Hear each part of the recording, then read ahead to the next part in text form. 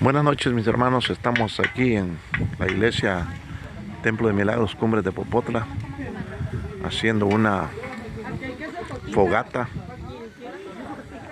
una luna media gris que está haciendo, pero estamos aquí compartiendo con los jóvenes. Están adorando a Dios y haciendo una carne asada para que se gocen.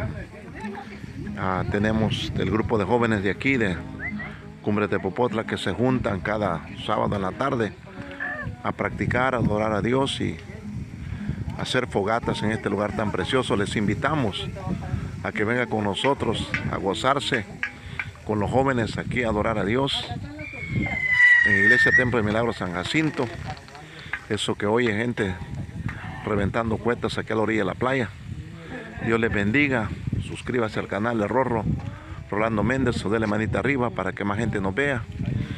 Y acuérdese, si nos quiere ayudar financieramente para que esta obra sea levantada, se termine. Estamos en construcción, ocupamos, mire, está hecha de tarimas, de paletas, como le dicen aquí. Ocupamos hacer una iglesia de material para que almas vengan y adoren al Dios de los cielos acá en este lugar. Estamos contentos de ser parte de este ministerio y le pedimos que si quiere ayudarnos financieramente o quiera venir con nosotros para acá, escríbame al número de teléfono área 951-651-8035. Mi nombre es Rafael Delgado, o hable con el dueño de este canal, Rolando Méndez, Ninet Méndez, siervos de Dios que ellos han hecho todo esto, han comprado todas estas paletas para que por lo menos tengan donde cubrirse del sol.